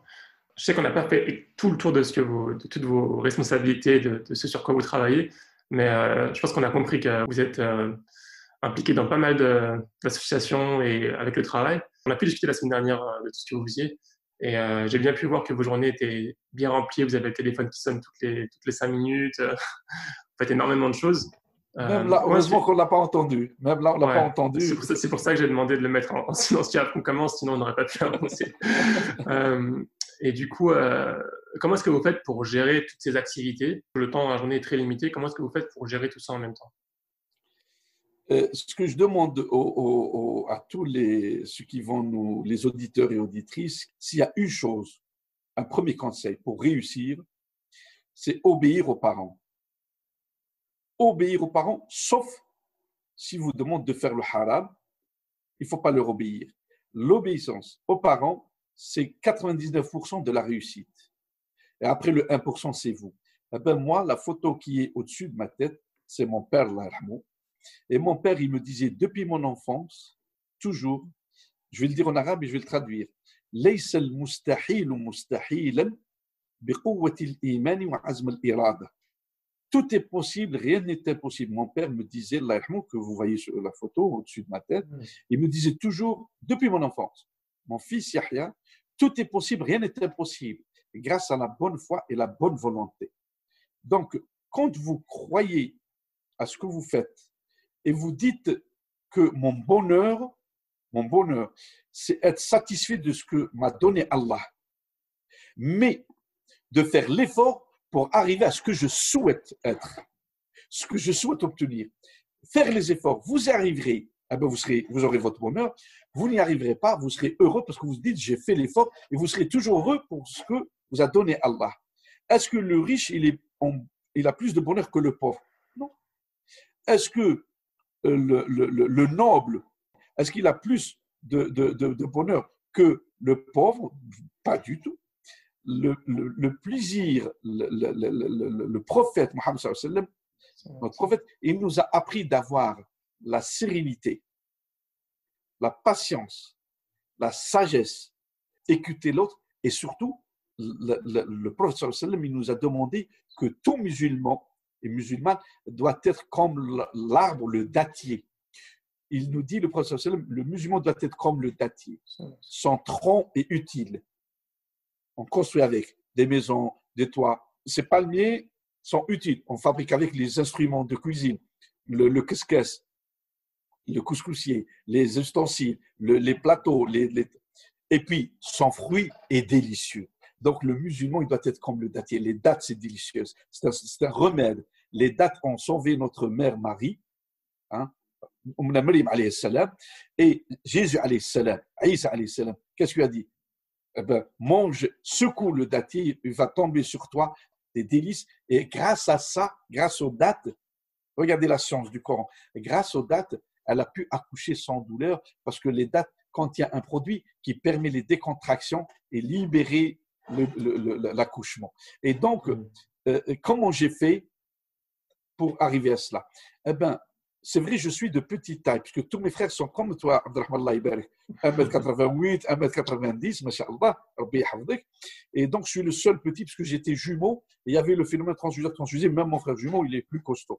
Et donc, moi, j'ai compensé par cette activité, cette énergie. L'énergie, vous savez ce que vous dites? Vous dites, Dieu nous demande, nous, Allah, il demande aux musulmans d'être utiles, d'être bénéfiques, et non pas être une tare sur la société, être néfaste, être inhibiteur, être destructeur, être anarchiste. Non, Dieu nous demande d'être correct, d'être juste, d'être patient, d'être courageux et surtout de travailler persévérer. Le prophète sallallahu alayhi wa sallam aussi nous a dit, le musulman, celui qui a une plante, une petite plante, et c'est le jour de la résurrection, ça y est, c'est le dernier jour, il ne reste plus rien, on va partir, on voit les signes du dernier jour. Eh bien, qu'est-ce qu'il a dit, le prophète sallallahu alayhi wa sallam? Il lui a dit, plante-la, il faut la planter, ça sera ton arbre du paradis.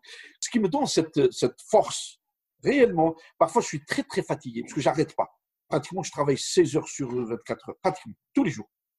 Je ne sors jamais de mon bureau avant 20 heures. Bon, quand les enfants ils étaient petits, je rentrais, je bataillais. Je faisais beaucoup de garde à l'époque, parce que je n'avais pas de salaire la journée. J'étais à l'hôpital, je n'avais pas de salaire pendant des années. Donc, je travaillais que le travail de nuit, mais je travaillais le jour aussi pour mes études. Et donc, je me nourrissais des nuits. Plusieurs fois, je ramenais avec moi mes enfants au début de garde, mes enfants Mohamed Amin, Mohamed Ilyas, au début de garde jusqu'à 20h, 21h, parce que mon épouse, elle travaille aussi. Eh ben, elle venait les chercher à l'hôpital. Et le lendemain, je reprenais. Et donc, là où il faut, où on nous demande de l'aide, je participais. Soit dans l'envoi du matériel. Quand il y a eu le tremblement de terre au Maroc, je me suis débattu, j'ai envoyé. En Algérie, les tremblements, les inondations. Et puis, maintenant, avec ces associations. Donc, chaque fois. Et puis, j'accueille beaucoup d'étudiants étrangers que j'aide. Beaucoup d'étudiants. Du Maroc jusqu'en Afghanistan, les étudiants qui venaient embêtés, ils ne savaient pas où aller, ils ne savaient pas le choix des stages. Il faut leur trouver des choix. Pour les thèses, c'est devenu très difficile maintenant. On accepte très peu d'étrangers maintenant pour les thèses. Eh ben, je me bats vraiment. Et j'essaie d'obtenir. Même pour les stages, pour nos étudiants nés ici, dans les beaux quartiers. Tu as vu, hein? Ça y est, on corrige. Dans les beaux quartiers, une grande partie des stagiaires, ils n'arrivent pas à trouver de longs jeunes.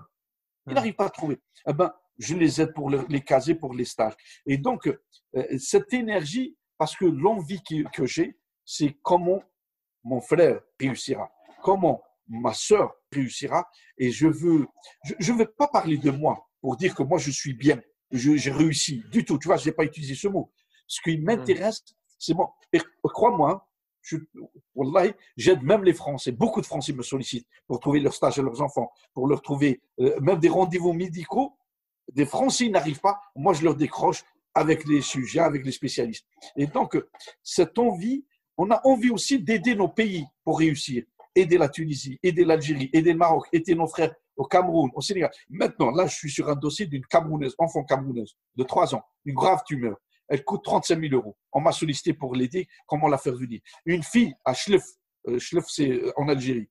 Aussi, il lui faut une greffe hépatique, 80 000 euros. On n'est qu'à 16 000 euros. Je suis en train d'aider comment. Et donc, parce que je sais que ça, je vais philosopher un peu. Moi, mon principe qui me donne ce courage, c'est que je ne donne pas la date de naissance parce que les gens ils vont dire qu'il est vieux, alors qu'à la télé, je parais plus jeune. Ma philosophie, c'est que je n'existais pas avant. Avant ma date de naissance, je n'existais pas. Maintenant, j'existe et j'ai grandi. Et je sais qu'il y a un jour, il y a une date de naissance et une date de départ.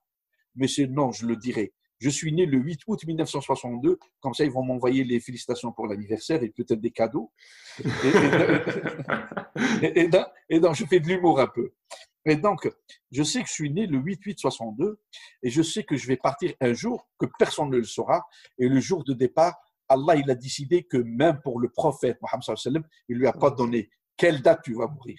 Il lui a dit juste, tu mourras et ils mourront tous. Et il lui a dit, et Mohammed, on va te poser la question, quand est-ce que l'heure de la résurrection, quand est-ce que le dernier jour? Il lui a dit, tu dis, je ne sais pas. Tu ne le sauras pas. Et donc, je sais que je vais partir. Donc, avant le 8-8-62, j'étais où? J'étais chez qui? J'étais dans le ventre de ma mère? Non. J'étais où? Eh bien, j'étais chez Allah subhanahu wa ta'ala. Et Allah, il m'a fait descendre.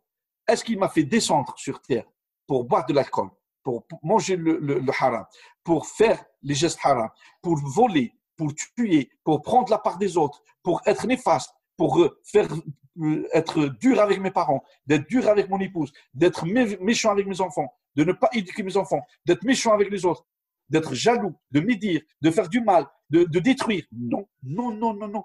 Dieu m'a créé sur terre, il m'a fait naître pour être utile. Mes parents, qu'Allah yarhamhum, qu'Allah yarham tous les morts, ils m'ont éduqué et ils m'ont donné un savoir. Vous savez tous que l'obéissance aux parents, c'est de l'obéissance à Allah. Tu ne peux pas dire j'aime Allah et j'obéis à Allah et tu es fâché avec ta mère et ton père. Impossible. Allah, il ne te l'accepte pas, il te rejette. Avec ta prière, avec ton pèlerinage, avec ta zakat, tu dis je ne veux rien de cela. L'obéissance des parents. Et donc, j'existe et je vais partir un jour. On partira. Et ce jour-là, il y a un verset, j'aimerais bien me rapprocher de celui-ci. Allah il nous dit Bismillah ar-Rahim وأنفقوا مما رزقناكم قبل أن يأتي أحدكم الموت فيقول ربي لولا أخرتني إلى أجل قريب فأصدق وأكون من الصالحين. Allah il nous dit dans ce verset, faites de l'aumône, faites des bons gestes, faites de la zakat, aidez. Et puis l'aumône, c'est pas que l'aumône de l'argent. Tu donnes de ton temps, c'est l'aumône. Tu aides l'autre, c'est de l'aumône. Tu soignes, c'est de l'aumône. Tu aides quelqu'un pour résoudre de l'informatique, c'est de l'aumône. Tu aides quelqu'un pour la comptabilité, pour la finance, c'est de l'aumône. Tu enseignes des cours de mathématiques, c'est de l'aumône. Tu enseignes des cours de physique, c'est de l'aumône. Et donc, il a dit, faites cela avant que l'heure du départ arrivera. Et à ce moment-là, l'individu dit, oh Dieu, oh Allah, retarde-moi, juste un moment, juste un laps de temps. Il lui a pas dit, retarde-moi juste pour faire la prière. Non, c'est trop tard. Pour faire le pèlerinage. Comment il va à la Mecque? Non. Il lui a dit, juste, as-saddaqa. Je fais de l'aumône, wa akun salihin, et pour cela que je deviendrai parmi as-salihin, ceux qui sont les corrects, ceux qui sont les justes, ceux qui sont bénis par Allah subhanahu wa ta'ala. Et donc, on partira un jour. Et puis surtout, mon père, Allah yarhamou, il me disait toujours, quand je suis venu, le jour où je suis venu pour étudier en France, il m'a accompagné jusqu'à l'aéroport. Et il m'a dit, je te donne une consigne, un conseil. Si tu veux aller pour… J'étais jeune, 25 ans. Si tu pars pour apprendre la science et la transmettre le savoir. Je te donne et je prie pour toi d'avoir la science et d'avoir la baraka d'Allah dans la science. Si tu pars pour te dévergonder, aller dans les boîtes de nuit, l'alcool, les nanas, et tu te perds, non, reste ici et fais ce que tu veux. Et il m'a dit aussi le dernier conseil, l'avare, un avare, celui qui ne veut pas donner, l'avare des biens, de l'argent. Il n'est avare que pour lui-même. C'est lui-même. Par contre, l'avare de la science, celui qu'Allah il a donné de la science, il est avare, il ne veut pas transmettre un cours. Il y en a qui, même leur cours, au lieu de le laisser en PowerPoint, pour que quelqu'un, quand il le télécharge, il peut prendre une photo, il peut prendre un texte. Il lui dit non, je mets des clés, je sauvegarde tout, je verrouille. Non, personne ne prend mon cours. Quelle imbécilité, quel égoïsme. Eh bien, il m'a dit, par contre, al-bakhilu bil-ilm, je vais traduire, al-bakhilu bil-mali bakhilun ala nafsih, wal-bakhilu bil-ilm tuhasibhu al-insaniyya. Mon père me disait, Allah yarhamou, toujours, celui qui est avare, qui a de l'argent et qui ne donne pas aux pauvres, qui n'aide pas, qui ne donne pas aux mosquées, qui ne donne pas aux nécessiteux, il est radin pour lui-même, c'est tout. Par contre, le radin et l'avare de transmettre le savoir qu'Allah lui a donné, il sera jugé par l'humanité.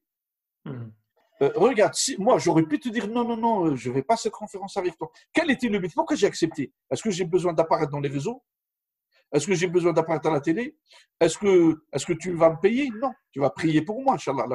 Eh bien, le but, c'est comment on transmet ce savoir. Comment, via cette conférence, quel est le but de notre conférence tous les deux? C'est que celui qui va la lire, ou la regarder, ou la visionner, un jeune, il va avoir cette envie d'aller se booster, d'aller travailler, de persévérer. Et puis même, tu as échoué le bac, refais, tu réussis avec mention très bien. Tu as perdu le concours de première année de médecine, pharmacie, ingénieur, école de prépa, tout, refait. L'échec en lui-même, c'est une réussite, mon frère et ma soeur. Et quand tu refais, tu vas refaire le programme. Eh bien, tu vas maîtriser plus. Et donc, le but, parce qu'on est parti, comment je fais pour cela? Eh bien, là, plusieurs fois, quand je faisais le ramassage, parce que souvent, je faisais le ramassage des dents. Mes enfants, ils étaient à l'époque en primaire, en primaire. Je les laissais dans la voiture, je leur achetais une pizza et j'étais dans tel hôpital pour occuper le matériel, telle société qui me donnait des fauteuils roulants. Et je faisais. Pourquoi? Parce que il ne faut pas s'arrêter dans l'aide. Les mosquées ont besoin de nous. Les écoles ont besoin de nous. Parce que maintenant, on a des écoles. Par exemple, nous, à Lyon, on a école-lycée El Kindi, on a l'Institut de civilisation musulmane de Dissy, on a l'Institut de civilisation musulmane de l'AINEC, à la Grande Mosquée, on a les écoles de toutes les mosquées lyonnaises et la région. Eh bien, il faut aider les mosquées. Tu peux aller donner à la mosquée pour dire ça, c'est pour la mosquée, pour la moquette, pour l'électricité, pour l'eau. Mais tu dis non, ça c'est un don pour l'école. Il y a des enseignants, il y a des livres, il y a de la consommation. Donc, il y a des ordinateurs. On a besoin. Donc, aider dans la science, c'est extraordinaire. Et puis, pour aussi encourager, parce que le but, quand je parle de moi, ce n'est pas pour me montrer moi, c'est pour dire voilà le monde. Eh bien, je vais te dire une chose. Quand j'ai quitté l'Algérie, mon père, il me disait, mais parce que mon père, il avait une bijouterie juste à la maison. Et d'ailleurs, avant, elle était loin de la maison. Et dès qu'on a grandi un peu, il l'a déplacé, il l'a mis à la maison, parce qu'on a une grande maison, il a mis la bijouterie. Eh bien, je lui dis, Sidi, pourquoi tu as changé? Parce que nous, le père, par respect, on dit Sidi, en maître. Mon père, je ne l'appelais jamais par son prénom. Ou la papa, Sidi. Et donc, je lui dis, pourquoi tu nous as ramenés? Eh bien, il m'a dit, pour vous surveiller. Dès que vous sortez de l'école, vous êtes avec moi, je vous fais réviser. en arabe et vous montez la maman en français. Et par exemple, moi, dans ma ville natale, ah ben, demande-moi si je vais au café. Tous mes frères, on est les 11, on ne s'attable jamais dans un café. Jamais. Parce que c'est honte. Pour nous, c'est pas de bonne famille. Tu te mets dans un café dans ta ville natale et il nous interdit, il dit, vous invitez vos amis et vous les ramenez au salon et vous buvez le café au salon chez nous. Quand j'ai quitté, eh ben, il me dit, mais il y a beaucoup de pauvres qui viennent et qui demandent après toi. Qu'est-ce que tu leur faisais? Beaucoup de pauvres. Qu'est-ce que je leur disais? J'étais malin. Je leur disais, venez le matin à 10 heures, parce que c'est mon père, parce que nous, on est à l'école. Venez le matin à 10 heures, il va vous donner votre part. Et venez après 16 heures, parce que nous, on sort de l'école et lui, il veut aller faire l'asr. Donc, on garde et je leur donne en double. Et bien, quand je suis parti, personne ne leur donnait en double. Et donc, il lui demandait, il n'y a plus Yaya. Et puis, il y en a un qui m'a dénoncé. Il lui a dit, ben oui, Yaya, il nous a dit, venez le matin pour profiter, venez l'après-midi. Et donc, pour te dire que il faut aider. On a, par exemple, là, je m'adresse aussi, je demande à nos frères musulmans de France et d'Europe. Il y en a beaucoup qui font des erreurs. Ils disent, Zakat al-Fitr, je la donne à des pauvres en Tunisie, en Algérie, au Maroc. Al-Udhiyat al-Eid, le sacrifice de l'Eid, j'envoie, ils vont le faire là-bas. Mon frère, Allah, il ne t'a pas dit envoie. Non, il t'a dit, il y a des pauvres là où tu es. Allah, il a mis des riches et des pauvres partout. Ici, à Lyon, j'en ai au moins 300 familles pauvres. Ils n'ont pas de manger ni viande, peut-être les habits, on leur ramène les habits, et donc ils sont pauvres. Eh bien, faites vos sacrifices ici et donnez-les aux pauvres ici. Et je vais vous faciliter les choses. Tapez sur Internet foyer Sonacotra, vous aurez l'adresse. Partagez votre viande et allez-y avec cette viande dans des sacs et distribuez-la au foyer. Dans chaque foyer, il y a des pauvres. Et donnez, qu'ils soient musulmans ou non musulmans, donnez aux pauvres et Allah il exaucera vos vœux et votre sadaqat. Et donc, pour terminer, pour parler comment je fais, eh ben, plusieurs fois, j'avais des cours, j'avais des conférences, je devais aider tel, je devais prendre de rendez-vous pour tel, je devais faire telle conférence à la mosquée, et donc, cette envie, c'est comment Allah subhanahu wa ta'ala, parce que, vous savez, Allah, c'est ça, il faut le dire, et je termine avec ça. Le prophète sallallahu alayhi wa sallam, c'est un hadith de Rasul sallallahu alayhi wa sallam. Il nous dit, quand quelqu'un décède, tout s'arrêtera pour lui. Il est décédé, ça y est, il n'y a plus rien. Il y a 3 choses qui continuent après sa mort, qui continuent à lui ramener la hasanat.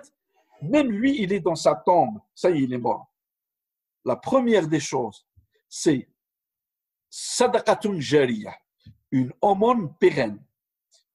Tu as donné ton sang à l'EFS, tu as été à le centre de transfusion sanguine et tu as donné ton sang. Ce sang, une poche, elle a été distribuée pour 100 personnes. Eh bien, tu as guéri 100 personnes, tu as sauvé 100 personnes. Ça, c'est une sadaqa jariyah jusqu'à ce que le dernier jour de la résurrection. Tu donnes ton sang. Tu donnes de l'argent pour creuser un puits en Afrique. Ce puits, toute personne qui a bu de ce puits, c'est du sadaqa jariyah jusqu'au dernier jour de la résurrection. Tu as donné de l'argent ici pour construire une mosquée, à l'école de Kindi, à l'école Averroès, à l'Institut de sciences européennes du Château-Chinon. Tu donnes de l'argent à cela, aux mosquées de Gerland, aux mosquées, parce qu'on est en train de construire la nouvelle mosquée de Gerland, Inch'Allah. Vous donnez, c'est une aumône pérenne. Et puis, donc ça, c'est l'aumône pérenne. Sadaqatul jariyah. Le deuxième acte, c'est surtout waladun salihun yad'u lahu. Vous avez laissé, quand vous mourrez, vous laissez des enfants, vos enfants, filles et garçons, qui prient pour vous, qui pensent à vous, qui font de l'aumône pour vous, qui lisent le Coran pour vous. Ça, c'est une sadaqa jariyah. Regardez les choses. Et surtout, une science qui est utile. Comment voulez-vous? Moi, Allah il m'a donné une science. Toi, mon frère Abdelrahman, Allah il t'a donné une science. Vous gardez ça que pour vous. Vous ne formez pas des jeunes étudiants, vous ne formez pas des jeunes lycéens, vous n'aidez pas des informaticiens, vous ne choisissez pas, vous orientez. Et donc, al-ilm, regardez, la science, l'enfant salih, pieux, qui prie pour les parents, et la jariyah. Eh bien, moi, j'essaie d'être dans ces 3 pour mes parents, pour mes frères, pour mes grands-parents et pour tous les musulmans et musulmanes, pour tous ceux qui sont morts. Qu'Allah yarhamhum, bénédiction pour eux, salutations d'Allah subhanahu wa ta'ala, miséricorde, paix, clémence, qu'Allah leur efface les péchés, qu'Allah les accompagne dans leur tombe et illumine leur tombe par le Coran et par sa lumière, Allah subhanahu wa ta'ala, et qu'Allah nous guide, nous tous sur terre, qu'Allah qu'il rassemble les peuples, qu'Allah fait de la rahma et de la miséricorde dans les cœurs des riches. Il faut prier pour que les Français non musulmans aient la clémence et la miséricorde dans leur cœur, qu'Allah fasse pour les musulmans, qu'Allah fasse arrêter Éric Zemmour et tous ceux qui veulent attaquer les musulmans et qui le rendent plus sage. On ne lui veut pas du mal. On dit, oh Allah, fais-lui, rends-lui la raison qu'il soit sage pour qu'il nous laisse tranquille, qu'il ne nous attaque pas. Et surtout, oh Allah, donne-nous la patience que tu as donnée au prophète Mohammed sallallahu alayhi wa sallam. Donne-nous la sérénité, donne-nous le courage, donne-nous la force de la maîtrise. Et je m'adresse à tous les jeunes. Réussissez dans vos études, réussissez dans votre travail, quelles que soient les études, BTS, technicien, mécanicien, ingénieur, cuisinier, plombier, et surtout, éduquer nos enfants, éduquer nos frères et sœurs, éduquer nos familles, et aidons-nous. Et il faut qu'il y ait une union entre nous. Et surtout en France, nous, on a besoin que les musulmans de France cessent de dire « je suis marocain, je suis tunisien, je suis algérien, je suis libanais, je suis syrien, je suis africain ». Non. On est une force unie, on doit travailler la main dans la main, collaborer. S'il y a une loi pour gérer les mosquées, que cette loi soit appliquée. S'il y a une décision, qu'on se rassemble. Il faut le rassemblement. Il ne faut pas la division. Il faut se rassembler. Il faut s'unir parce que dans l'union, dans le rassemblement, il y a la force. Et on veut une force utile, une force nutritive, une force qui nous donne de la puissance, pas la puissance pour détruire l'autre, pas la puissance pour anéantir l'autre, pas la puissance pour éliminer l'autre, la puissance et la force pour réussir tous ensemble, vivre en paix en France, vivre en joie avec nos amis français, nos amis juifs, nos amis bouddhistes, nos amis chrétiens, nos amis catholiques, orthodoxes, protestants, les athées, tous, les républicains, les écologistes, les politiques, les non-politiques, parce que la terre, moi plusieurs fois il y en a qui me disent, vous êtes d'où? Iranien, libanais, syrien? Et puis quand je dis non, le Maghreb, marocain, je dis Algérie, ils me disent, vous êtes Kabyle. Je dis, je suis. Ils me disent, vous êtes quelle origine? Non, mais je vous assure. Eh bien, vous savez ce que je leur dis? Ils me disent, vous êtes quelle nationalité? Vous êtes quel pays? Quand ils me disent cette question, je termine avec ça et je termine, parce que moi, je suis comme le diesel, Abdelrahman. Je démarre tout doucement et quand je commence, je me chauffe, je n'arrête pas. Exact. Et donc, non, je vais finir avec ça. C'est que il faut vraiment, qu'est-ce qu'il faut? Il faut être… Quand ils vous demandent ce que vous êtes, vous dites. Voilà, très bien, heureusement. Allez-vous sur mon chemin. C'est que je dis, ma nationalité, c'est l'humanité et mon pays, c'est la terre. Parce que, est-ce que Allah, subhanahu wa ta'ala, il y a un verset qui dit, j'appelle les Algériens en premier, les Marocains, je jugerai par pays. Est-ce que là, il a dit, je vous jugerai par frontière? Est-ce que là, il a dit, je vous jugerai par la nationalité? Est-ce qu'il a dit, je vous jugerai par la couleur? Eh ben non. Il a dit, Allah subhanahu wa ta'ala, la farqa bayna arabi wa ajami, wa la bayna abyad wa aswada, illa bittaqwa. Il n'y a pas de différence entre un musulman, un chrétien, un juif, ou un noir et un blanc, ou un riche et un pauvre, que par la piété, la richesse du cœur. Donc, je termine avec ça. Donc, on a fait un peu le tour des questions. C'était très long, machallah, mais très, très bénéfique. Je termine par deux, trois petites questions. C'est quoi votre moment préféré dans la semaine ou dans la journée? Il y a deux moments. C'est Salat al-Fajr. Pourquoi? Parce que Allah subhanahu wa ta'ala, il nous l'a dit, Inna Qur'an al-Fajr kana mashhouda. C'est-à-dire, le Coran du Fajr, il témoigne pour la personne. Donc, ça veut dire, et pourquoi le Coran al-Fajr? Parce que Allah subhanahu wa ta'ala, il descend dans le ciel le plus bas de la terre, parce qu'il y a 7 cieux. Allah, il descend dans le ciel de la vie du bas, et il dit aux anges, qu'est-ce qu'il fait mon serviteur? Il lui dit, il s'est levé, il a fait l'ablution, il est en train de lire le Coran et il attend la prière. Et il a fait la prière et il est en train de faire le dhikr après. Et bien là, il lui dit, Aktubouh min shuhada, mettez-le parmi les martyrs, classez-le parmi les martyrs. Et Allah subhanahu wa ta'ala, il leur dit, mettez-lui une lumière. Toute cette journée, elle est une lumière. Et pourquoi aussi? Parce que c'est le moment où les oiseaux, moi c'est comme ça que quand je me réveille, donc j'entends leur chant. Nous on dit leur chant. Les non-croyants, ils disent leur chant.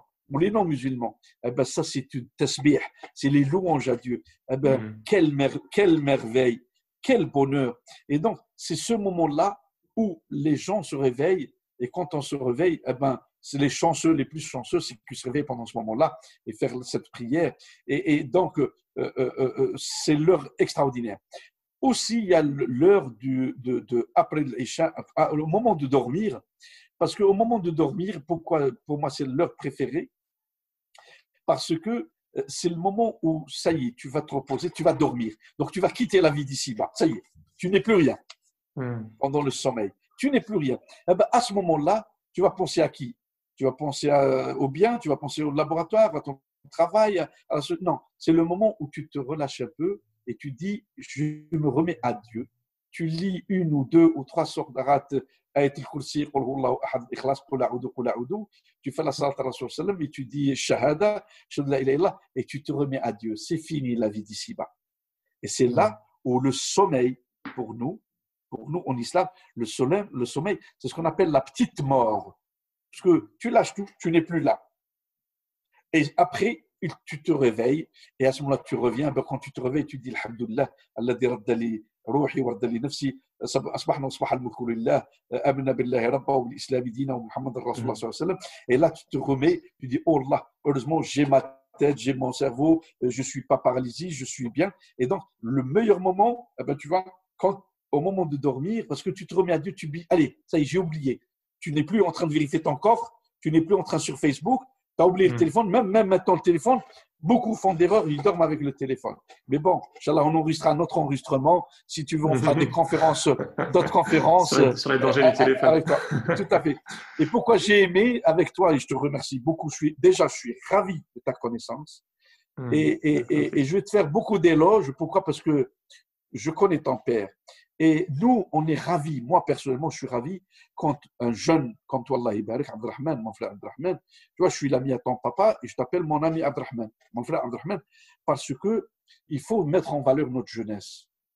Eh bien, je suis ravi, je félicite ton papa, je félicite ta chère maman, je félicite tes grands-parents, tes soeurs, parce que s'il n'y avait pas l'éducation de tes parents, s'il n'y avait pas la science de tes parents, s'il n'y avait pas la prière de tes parents, parce qu'on peut donner ce qu'on veut comme science, mais si on ne donne pas de l'éducation avec, eh ben, ça ne sera rien du tout. Imagine en même temps un autre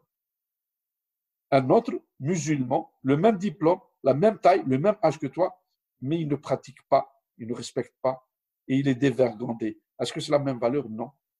Et donc, je te félicite, il faut persévérer, il ne faut jamais s'arrêter, surtout, quand on se marie, on baisse un peu les bras.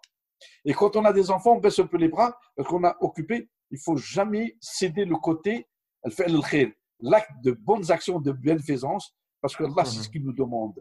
Les 5 piliers de l'islam, on les fait, c'est en toi et Allah, mais les actes de bienfaisance et les bonnes œuvres, c'est ce qui est le plus important pour un individu. Bien sûr, grâce à son travail, tu peux donner tout cela. Merci beaucoup. Si un des auditeurs a une question ou veut vous faire un petit retour, est-ce qu'on peut vous suivre quelque part? Est-ce que vous avez une adresse email où on peut vous poser des questions? Oui, mon adresse email, c'est Mekki Yahya, MEKKIYAHIA, yahoo.fr. Très bien. Barakallahu fik. En tout cas, j'ai été très, très honoré de vous interviewer. Et barakallahu fik pour votre temps. Je sais que votre temps est très, très demandé par beaucoup d'activités. Merci. Prenez soin de vous, Inch'Allah. Bonne continuation. Merci d'avoir écouté cet épisode. J'espère qu'il t'a plu. Si c'est le cas, encore une fois, n'hésite surtout pas à le partager à ton entourage et aussi à mettre 5 étoiles sur iTunes si ce n'est pas déjà fait ou sur ton application de podcast. À dimanche prochain, Inch'Allah. Salam alaikum.